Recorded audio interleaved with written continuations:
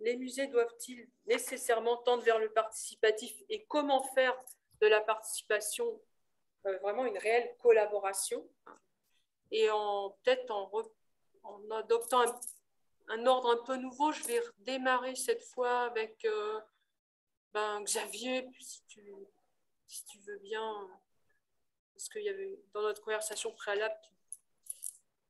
Merci Joël. Alors j'avoue que honnêtement ça m'arrange que tu me donnes la parole juste maintenant parce que j'allais envoyer un petit message dans le chat pour dire que je devais m'absenter un petit moment parce que j'ai une réunion, enfin un élu de la ville de Lyon qui devait venir dans l'après-midi, dont on vient me dire qu'il est arrivé. Il faut que je m'absente un moment pour aller l'accueillir. Mais il va bien se passer de ma présence pendant un petit moment, le temps que je m'exprime un tout petit peu sur la question que tu viens de relancer.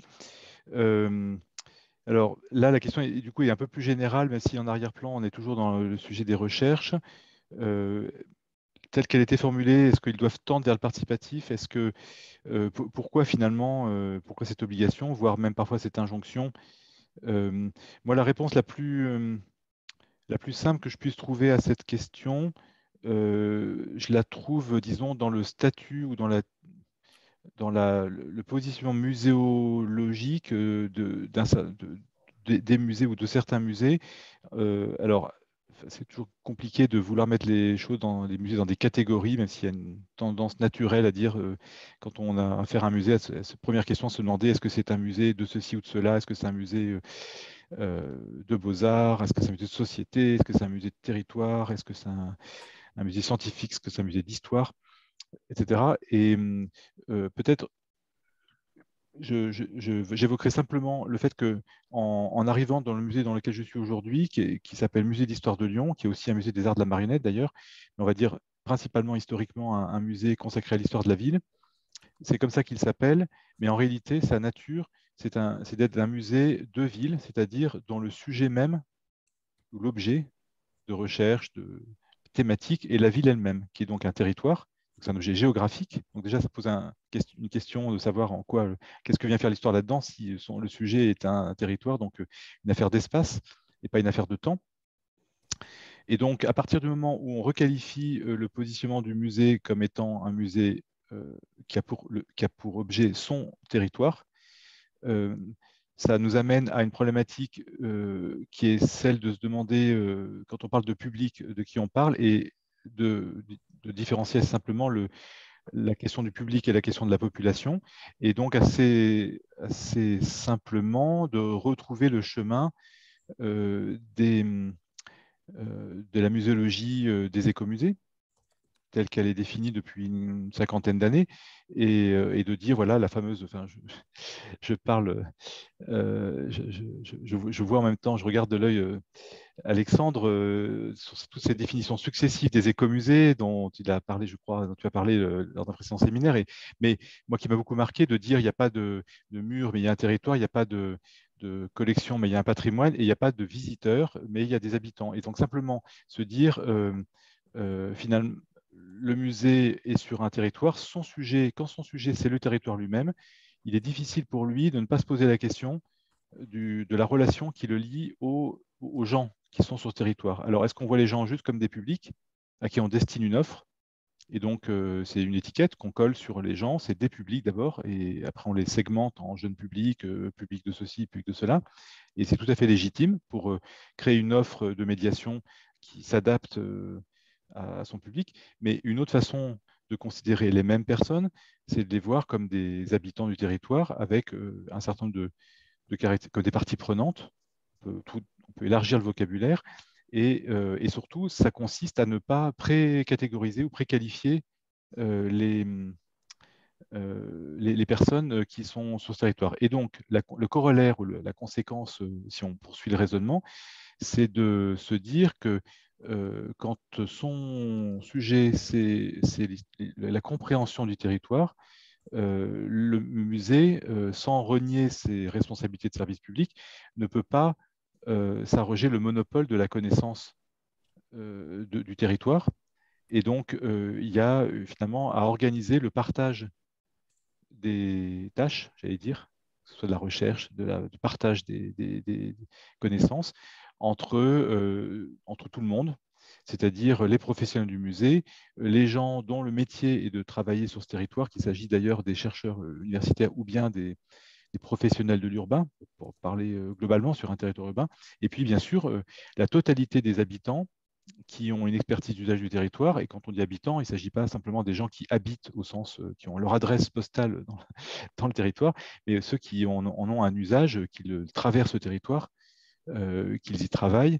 Donc ça va de l'habitant de souche, j'allais dire, aux touristes, en passant par les professionnels, les gens qui, à un moment ou à un autre, habitent au sens fort du terme et occupent le terrain, j'allais dire. Et donc, finalement, la question est posée d'emblée. On pourrait la poser même à l'inverse. Comment pourrait-on envisager une action du musée qui se passerait de la participation des gens? En fait, c'est juste que, en fait, il faudrait presque retourner la chaussette, en fait, se dire quelles sont les choses que le musée est le seul à faire et dont il peut se permettre de les faire tout seul. Et il y en a aussi. Je veux dire, vis-à-vis des enfants dans les écoles, il y a un savoir-faire de médiation associé au programme scolaire, de connaissances qu'on a pu réunir, et le musée ne peut pas faire comme si les enfants qui viennent, encore qu'on pourrait se poser beaucoup de questions sur la pédagogie inversée également. Donc, dès qu'on prend là, on est justement le terme de pédagogie inversée qu'on utilise dans le monde de la pédagogie peut peut-être aussi être utile dans les méthodologies et dans les manières d'aborder les choses. Et je trouve que cette question d'inverser la problématique, ça peut être aussi une entrée dans le sujet intéressante. Et donc, pour moi, voilà, la question, et plus généralement, la question du patrimoine, si on élargit, ça devient une question politique, une vraie question politique. Si on veut bien considérer que le musée est d'abord une institution patrimoniale, mais patrimoine au sens enjeu de transmission, donc le flux, l'action, la dynamique plutôt que le stock, le patrimoine statique. Et donc, le patrimoine étant tout sauf du consensus par rapport à une population donnée, et ben, en fait, voilà, on arrive au grand mot on va parler de démocratie, et j'aime bien, à chaque fois que j'ai une occasion, sortir cette très belle citation d'un sociologue de Saint-Étienne qui est à la retraite maintenant, mais qui un jour a dit du passé, faisons table ronde. Donc, la question de la négociation des enjeux du patrimoine, pour qui le récit de la ville, par exemple, fait patrimoine, donc aborder les choses. En fait, quel que soit le bout par lequel on aborde les choses, d'un point de vue muséologique, écomuséologique, on a une population. Des points de vue de la réflexion sur la question patrimoniale, dans le rapport, dans les différents régimes de rapport au passé, il y a un régime scientifique qu'on appelle l'histoire, il y a un régime social qu'on appelle la mémoire, et un régime politique qu'on appelle le patrimoine. Enfin, je résume à grands traits, moi, ma manière de clarifier les idées sur le sujet. On arrive aussi à l'enjeu de démocratie, donc de la participation. Et puis, on peut, si on veut en rajouter une couche, on peut aussi convoquer les droits culturels aussi, qui, relus à travers nos problématiques à la fois muséales et recherche, eh bien, viennent aussi nourrir, d'un point de vue cette fois-ci plus philosophique, voire juridique au sens des droits humains, la légitimité, ou même, on pourrait dire presque l'obligation, au sens qu'on est obligé, ça nous oblige de se poser cette question de la participation. Et on est donc du coup très loin d'une question de mode. Par contre, ça ne résout absolument pas, évidemment, la question de comment on fait. Et voilà, mais il je trouve que ça vaut. Comme la difficulté d'y aller est extrême, si on ne recharge pas en sens et en obligation et en philosophie le sujet, on peut vite être découragé par l'extrême difficulté de travailler en participation.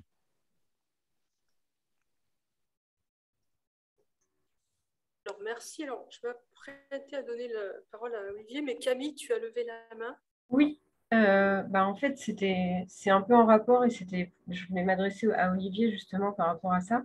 Parce qu'en fait, là, ce qu'on voit, c'est que donc l'écomusée, ou en tout cas le musée qui va être ancré dans son territoire, va spontanément aller vers la participation parce que, enfin, devrait, ou enfin voilà, avec cette idée d'avoir un rôle social parce que c'est un musée qui, voilà, qui n'a pas les collections à garder spécialement, qui est moins dans une conservation fixe d'une collection. Mais par exemple, Olivier, justement, le Muséum de Toulouse, c'est un muséum avec sa collection en fluide, sa collection d'animaux, etc. Et, et du coup, qu'est-ce qui, vous, dans l'institution, vous a poussé à mener enfin, on imaginerait plutôt un muséum qui mène une documentation participative, par exemple, ou des sciences participatives, comme le fait, par exemple, le Muséum national. Euh, à quel moment vous vous êtes dit voilà, que le musée devait avoir ce rôle social en tant que muséum de Toulouse? Ok. Euh, alors, pour essayer de répondre à la question de Camille, et donc en rapport avec les musées, doivent-ils nécessairement tendre vers le participatif?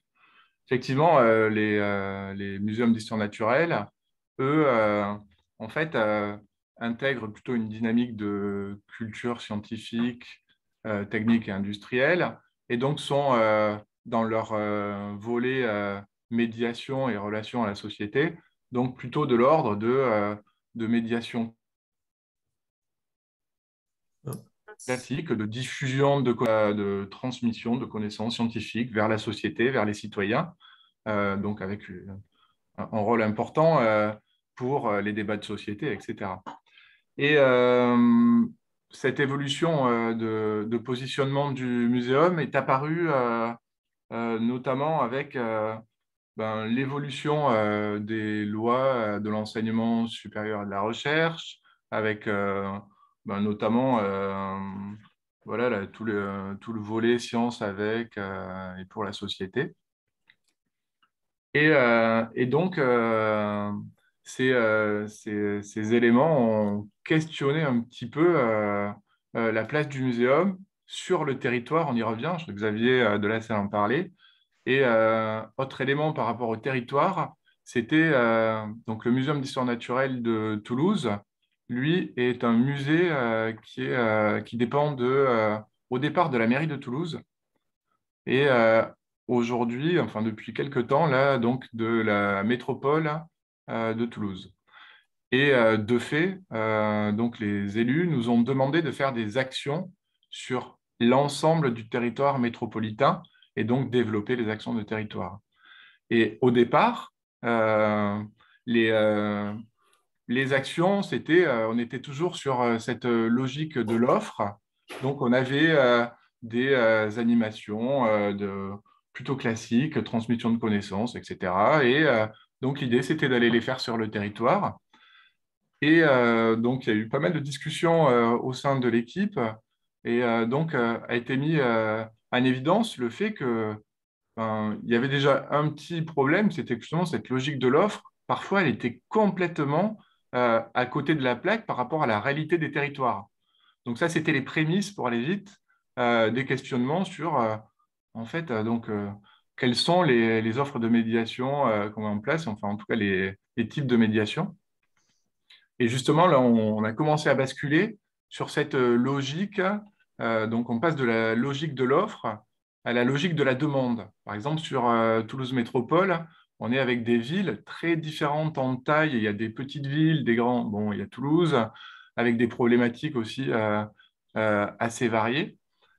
Et donc, est arrivée rapidement la création d'un dispositif que j'ai mené, qui était basé sur, en gros, c'était un dispositif d'accompagnement des acteurs, plutôt enfance-jeunesse, sur le territoire métropolitain, pour les aider à mettre en place leurs projets au sein de leur structure. Parfois, ils avaient des problématiques, des manques de matériel qu'on pouvait leur prêter. Mais c'était aussi parfois des compétences qu'ils n'avaient pas. Dans ce cas-là, on pouvait faire aussi des sensibilisations, etc. Donc au départ, vraiment, on est resté à la fois dans cette, cette logique de diffusion des connaissances très descendante de ceux qui savent sur ceux qui ne savent pas. Euh, et, euh, et ensuite, est arrivée donc la deuxième partie, puisque finalement, cette expérimentation sur la recherche participative sur les moustiques et plutôt sur la mobilisation des habitants d'un quartier de Toulouse qui ont réussi à se mobiliser pour lutter contre les moustiques tigres, là où, en fait, où jusqu'à présent, les politiques publiques, malgré leurs travaux de communication, eh ben, n'arrivaient pas à mobiliser les gens pour qu'ils surveillent les gîtes larvaires, notamment. Bon, bref, je passe les détails. Donc, l'idée, ça a été de, cette fois-ci, continuer à développer et à travailler dans le territoire, comme le disait Xavier Delasselle. Euh, Cette fois-ci, c'était d'aller un peu plus loin et d'essayer de sortir, de s'interroger sur le rôle du musée, puisque finalement, du muséum d'histoire naturelle en l'occurrence. Puisque cette fois-ci, on se disait que le rôle du musée sur le territoire, il pouvait aussi dépasser le cadre de la diffusion des connaissances. Il pouvait aussi être porteur ou soutenir en tout cas des capacités d'innovation sur le territoire en lien avec les thématiques du muséum. Donc là, on est plutôt sur le côté recherche participative telle que je les ai définies tout à l'heure, enfin en tout cas avec les éléments de définition que j'ai apportés à discussion. Euh, et donc, cette expérimentation est assez nouvelle. Elle a été aussi sujet à beaucoup de débats. Et donc, elle venait aussi avec tous ces évolutions des lois sur l'enseignement supérieur de la recherche et également sur les évolutions même sur les territoires en Occitanie, etc. Donc tout ça pour dire que finalement, tendre vers le participatif, eh bien, de fait, on s'aperçoit que quand on commence à essayer de changer un peu la disquette et à se poser les questions pour essayer d'être le plus pertinent possible, eh bien, force est de constater qu'on arrive rapidement sur la prise en compte de diagnostics sur le territoire avec les acteurs du terrain et donc aussi une participation notamment sur des initiatives citoyennes qu'on va accompagner, qu'on va soutenir dans le cadre des processus de recherche. Parce que je ne l'ai pas dit tout à l'heure aussi, mais en fait, je l'ai présenté la dernière fois, donc je ne vais pas y revenir, mais, le rôle du muséum dans cette recherche participative, là, en fait, n'était pas un rôle de chercheur, bien évidemment. En fait, il y avait un collectif de recherche qui s'est constitué avec les citoyens et des laboratoires de recherche, et un laboratoire de recherche plus précisément. Mais le muséum, lui, avait une fonction de médiation, d'interface.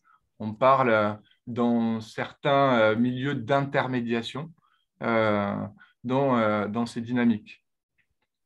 Parenthèse, en fait, en écoutant les sujets, je me rends compte, les présentations et les interventions de chacun tout à l'heure, en fait, je prends la mesure de cette difficulté, moi qui me frustre un petit peu, je dois l'avouer, en fait, de vocabulaire, de référentiel qui me semble, qui me semble assez varié. Et moi, j'ai du mal, c'est-à-dire qu'il y a un vocabulaire, par exemple, que Xavier Delasselle ou Alexandre, vous utilisez, moi, que je ne maîtrise pas vraiment. J'ai l'impression que, inversement, je ne sais pas ce que je dis et pas forcément aussi, euh, en fait, dans la culture. Enfin, voilà, donc, il me semble que les musées, c'est très varié et de ce fait, en fait, je crois que se comprendre, arriver, par exemple, je parlais de cet enjeu de définir des champs d'action émergents.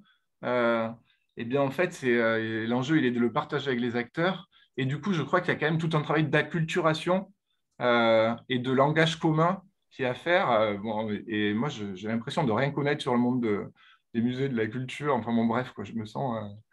Et c'est vrai que, voilà, donc ça, c'était une petite parenthèse. Et donc, nécessairement tendre vers le participatif. Donc, bah oui, de fait, le muséum y arrive. On est au stade de l'expérimentation. Mais pour moi, ensuite, après, ça fait. Alors, le muséum est sur des thématiques quand même liées aux enjeux de transition écologique, sociale. Et donc, de fait, en fait, ça a mené à re-questionner ce rôle des musées sur le territoire Et la question reste entière, même au sein de mon institution. C'est-à-dire qu'aujourd'hui, ce n'est pas complètement stabilisé. Et donc, la question, là, à travers les expérimentations que je mène actuellement notamment, eh bien, c'est est-ce que, par exemple, le muséum est un acteur légitime et doit-il être un acteur qui vienne soutenir les capacités d'innovation sur les transitions écologiques, sociales sur le territoire? Est-ce qu'il y en a d'autres qui ne le font pas? Est-ce qu'il y a besoin que le musée, aujourd'hui, dans un contexte quand même d'urgence climatique, de questions de biodiversité, est-ce que le musée vient renforcer ces dynamiques-là? Est-ce que c'est pertinent? Je le pense, mais en fait, la question reste ouverte et il me semble que toutes les forces sont bonnes à prendre aujourd'hui pour avancer à la fois dans alimenter les débats auprès du grand public, mais aussi alimenter les actions, puisque finalement, on est quand même dans une société en mutation, avec une accélération rapide actuellement, et ce n'est pas fini. Et je crois que finalement, le muséum doit aussi se saisir de ce contexte quand même assez particulier et peut-être re-questionner ses rôles. Enfin, j'avais une dernière,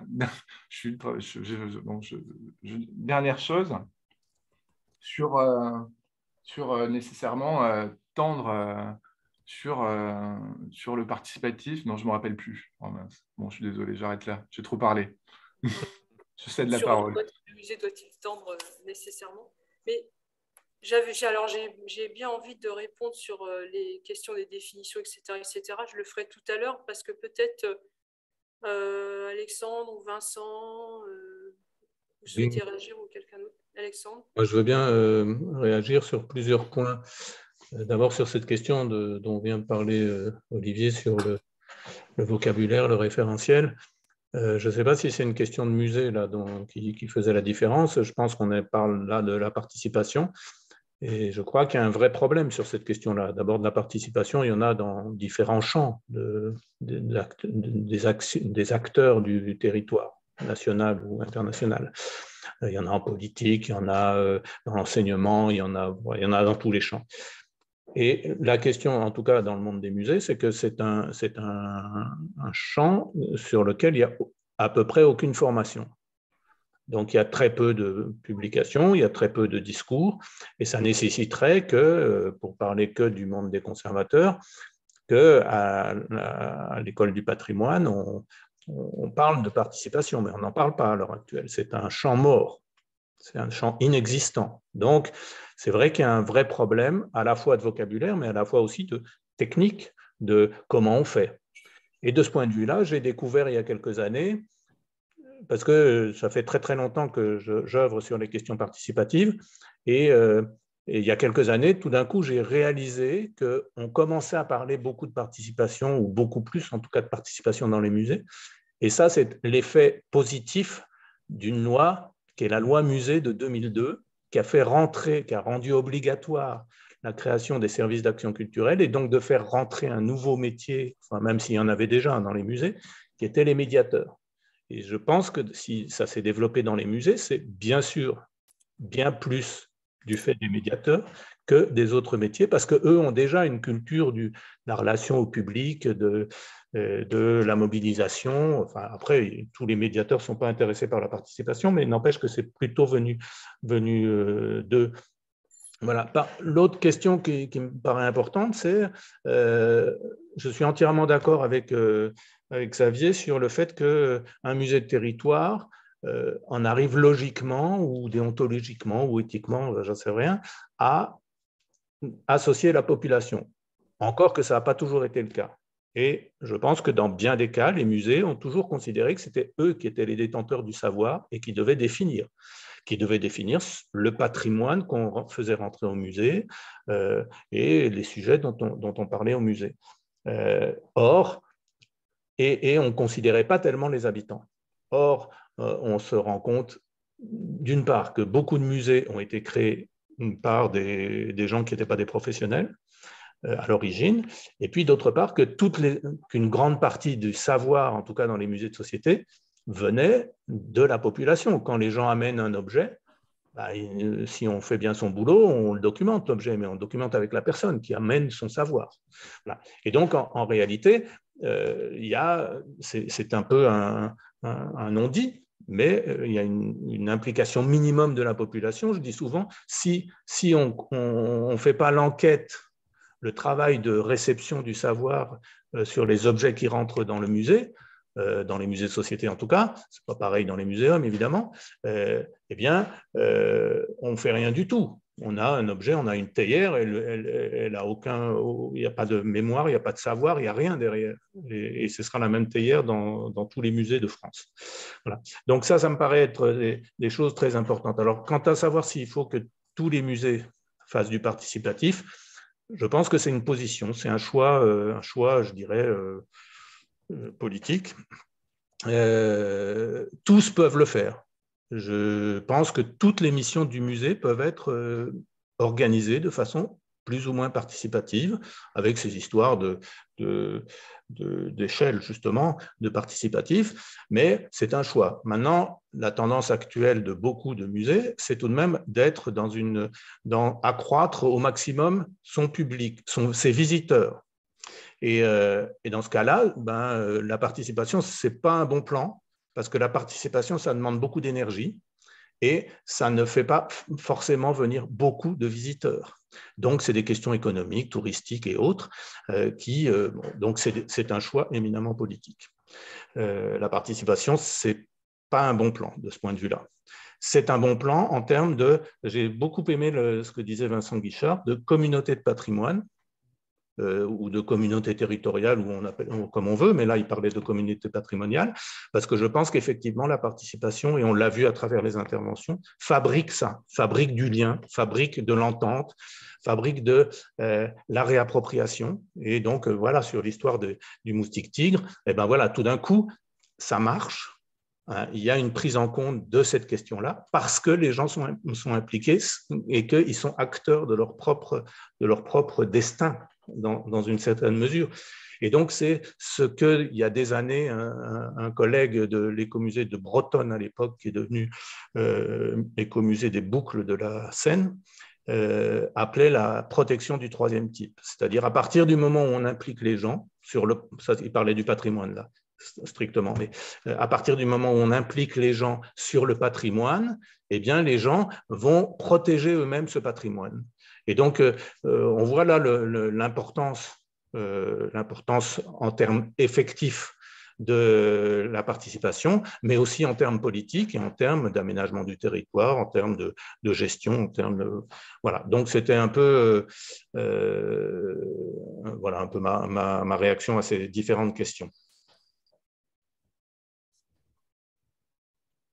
Peut-être éventuellement, si vous voulez, quelques mots de commentaires sur les commentaires de ma part. Oui, moi, je reviens sur ce qui est mon idée fixe, je suis désolé, c'est la question du musée son territoire. Beaucoup de nos musées ont des collections qui racontent leur territoire, dans la mesure où on les met en récit comme il se doit, et c'est notamment le cas évidemment des musées de société, mais également beaucoup de musées généralistes, encyclopédiques, qui ont été construits par des générations d'amateurs qui chacun avait un attachement au territoire. Avec ce matériau, on peut vraiment renforcer l'attachement d'une population, d'un territoire à son lieu de vie. Et par ce biais-là, améliorer son bien-être. On voit, toutes les enquêtes le montrent très clairement. Le premier vecteur de mal-être, c'est le manque d'attachement d'un territoire qui est banalisé, auquel on n'est pas accroché. Ça, c'est absolument clair. Donc, améliorer le bien-être, c'est très bien. Et du coup, améliorer la prise en compte de la préservation de ce territoire et de son patrimoine. Et au moment du grand défi qui est le nôtre de préserver notamment la biodiversité, bien évidemment, je mets la biodiversité en numéro 1 de ce patrimoine. Voilà, donc moi, je pense qu'on a vraiment notre rôle pour aider à cette prise de conscience que ce qui nous entoure, alors on utilise le mot patrimoine, mais c'est un service commun. On utilise le mot patrimoine n'est pas celui qui convient, et que chacun d'entre nous a a sa part de responsabilité dans sa préservation et le musée est un lieu de médiation absolument privilégié pour développer cette chose-là. Je mets ça beaucoup plus en avant que la question des droits culturels. Pour moi, c'est plus urgent, voilà, très clairement.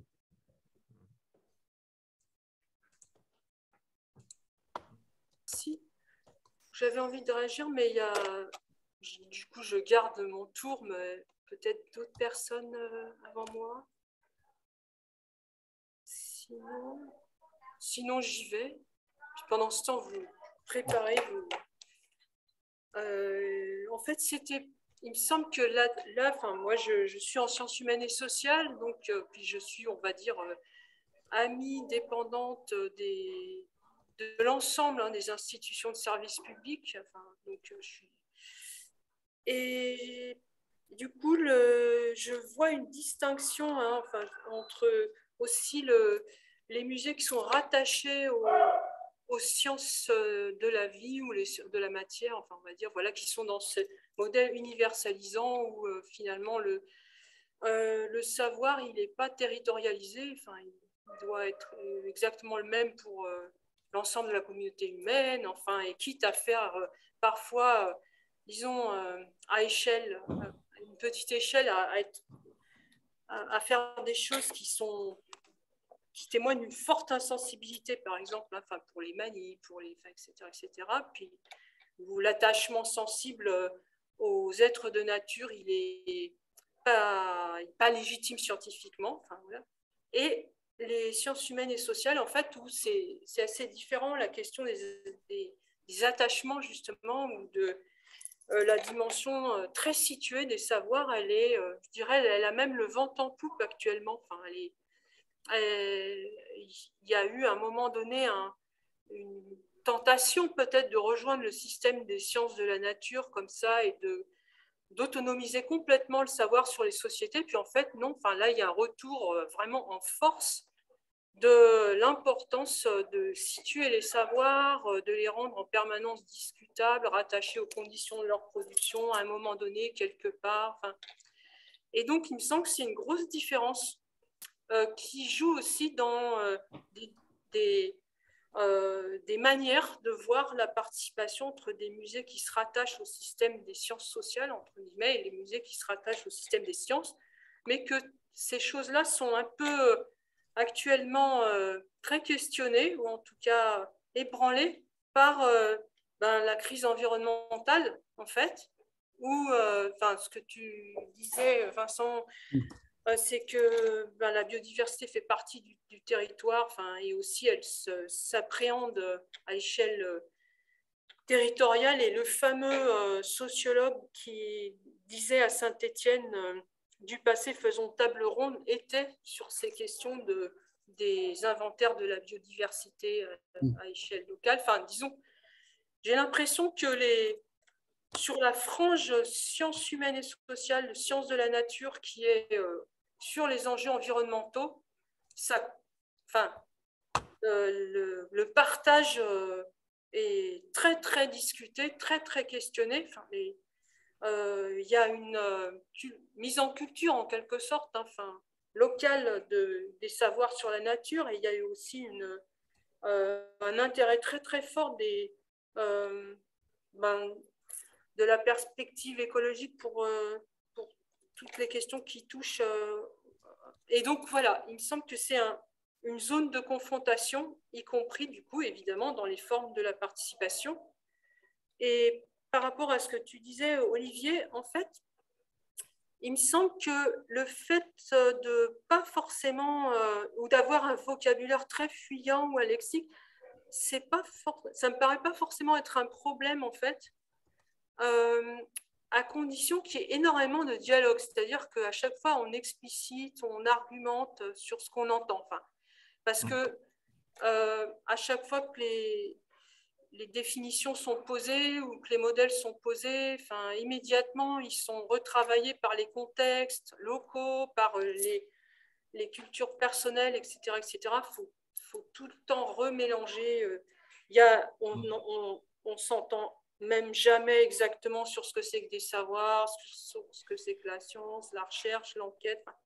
Et donc, il me semble que ce n'est pas grave, à condition de prendre vraiment le temps, comme là, de vraiment pas s'entendre tant sur le lexique que sur vraiment les enjeux, les pratiques, etc. C'est-à-dire une vision un peu réflexive de ce qui sous-tend tous ces termes de participation. Et que les questions environnementales, c'est vraiment une archi... c'est ce qui fait que les publics, par exemple, ils attendent beaucoup de choses aussi de la recherche et des musées.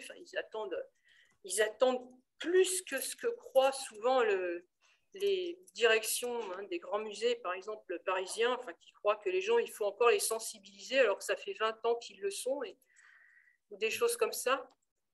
Et que c'est à l'échelle des territoires qu'on sent peut-être plus, justement, que cette vision comme ça très générale de la population, des publics, elle est très très enrichie par les multiples contacts qu'on peut avoir avec des fameux groupes concernés, par exemple dont tu parlais, Olivier, y compris les publics. Alors, peut-être la parole à la salle ou quelqu'un souhaite intervenir. Il y a des choses dans le fil de la discussion de Jean-Pierre Girard sur les écrits théoriques issus du Dôme de Caen, le CCSTI comme facilitateur de la recherche citoyenne. Et puis, il y a eu une autre remarque de Antoine Zin sur, ça nous ramène à la définition de la recherche dans les musées. La recherche pour nourrir la collection, qui serait une vision un peu comme ça spécifique du musée au sens de la recherche dans la définition. Donc, oui, si je peux, par rapport à, je n'avais pas vu la remarque de Jean-Pierre Girard. Moi, en fait, sur le sujet, je m'appuie plutôt sur tous les travaux de l'Alliance Sciences-Société, et avec notamment le cahier blanc, le livret blanc sur la société de la connaissance, prendre la société de la connaissance au sérieux, mais aussi la cahier de l'action numéro 56, construire la recherche avec la société civile, les enjeux de la démarche d'intermédiation. En fait, c'est vraiment sur ce socle-là, moi, que je m'appuie, même si je connais très bien les gens du Dôme. Mais du coup, c'est aussi tout un puits avec d'autres milieux, me semble-t-il, qui ne se croisent pas forcément, peut-être, je ne sais pas. Pour les ressources et les références. Oui. Merci. Alors, d'autres... J'en profite juste pour dire que toutes les références qui sont évoquées dans toutes nos rencontres font l'objet d'une bibliographie où vous retrouverez absolument tout. Donc voilà, si jamais vous n'avez pas eu le temps de noter, ou voilà. Et puis si vous pensez à d'autres choses aussi, n'hésitez pas à me les transmettre par mail. Voilà, vous avez toutes les infos dans le programme de la rencontre d'aujourd'hui. Je voulais juste dire que parce que j'ai parlé tout à l'heure du problème de la formation et en fait, il y a plein de techniques de démarche participative et que ces techniques, elles apportent une diversité de réalisations. Je prends juste un exemple. Je disais que j'ai fait il y a très longtemps un inventaire du patrimoine et à l'époque, on avait commencé par faire un inventaire qui était lié aux cartes de communauté, c'est-à-dire on déambule dans le territoire et puis on écoute les gens, on les enregistre, on note, enfin, bon, voilà. Et puis petit à petit, on s'élabore un ensemble de données. Et à la fin de cette sortie, les gens, à chaque fois, hein, on faisait ça village par village. Je travaillais dans un parc régional à l'époque. Et les gens, à la fin, disaient « Ah, c'est super, on veut faire des trucs, on veut s'impliquer. » Bon, à l'époque, le directeur du parc a dit « Non, non, on ne s'implique pas. Et on ne va pas prendre cette méthode-là. » Et donc, on a mis en place une autre méthode qui avait le même objectif, c'était de définir le patrimoine. Alors, c'était un certain nombre de techniques. On présentait des photos, on faisait travailler sur des cartes topo, on faisait élaborer des cartes mentales. Enfin, bon, il y avait un certain nombre de techniques. Donc, ça se passait sur une soirée. On était hors sol, enfin, on n'était pas sur le terrain, on était en salle, forcément, avec des diapos et autres. Et effet complètement différent, les gens sortaient en nous remerciant de tout ce qu'on leur avait apporté. En réalité, c'est eux qui avaient parlé. Nous, on avait juste donné des moyens de la parole. Mais par contre, ça n'avait plus aucun effet dynamisant. C'était complètement, voilà, les gens étaient contents, ils avaient participé, ils avaient donné plein de choses. Voilà, donc, même objectif au départ, avec des incidences différentes. Quand j'ai refait ça beaucoup plus tard dans un périmètre de banlieue, pour donner les effets pervers et dire que c'est compliqué aussi toutes ces choses-là, c'est que j'ai voulu ne pas dire que c'était l'écomusée qui s'occupait de ça, mais pour pas induire ce que les gens allaient donner comme patrimoine. Parce que je me disais, si on dit écomusée, ça va faire musée, et donc on va me citer des trucs patrimoniaux déjà un peu prédéfinis.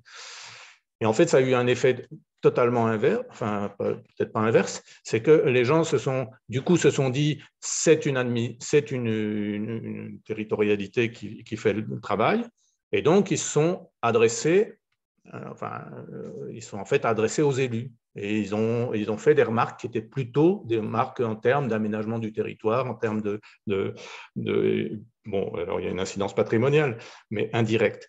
Et donc, c'est des techniques avec parfois des choses très, très précises qui font que ça évolue et on ne va pas tout à fait dans le même sens et ça ne donne pas tout à fait le même résultat. Même si, dans le cas le plus récent que j'ai fait, un élu m'a dit, mais tu vas faire une expo de ça.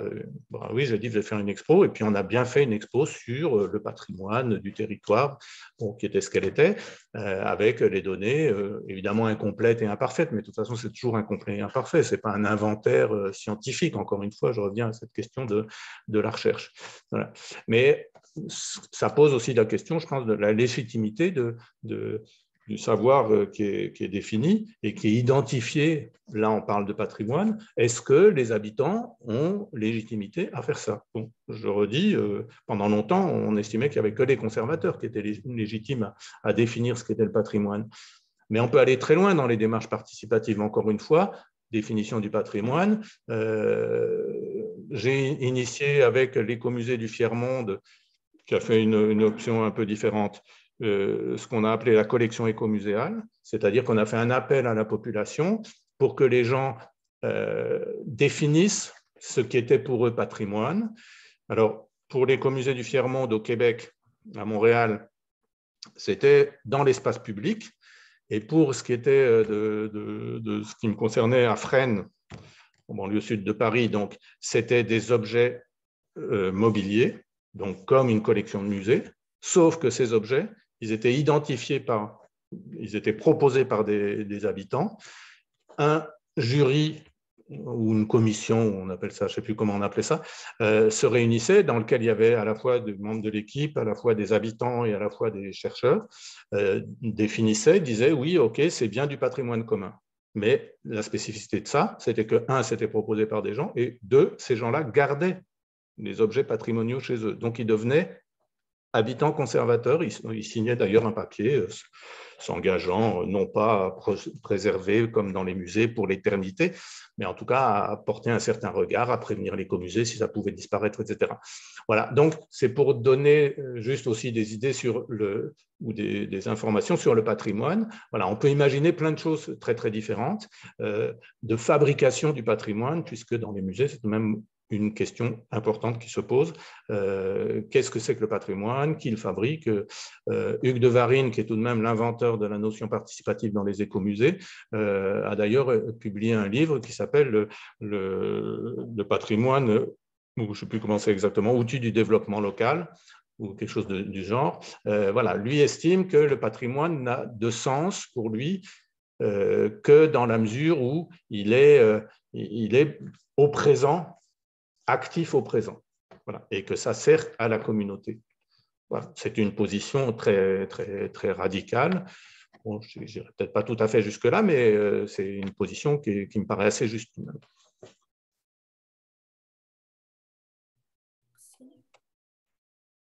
Merci.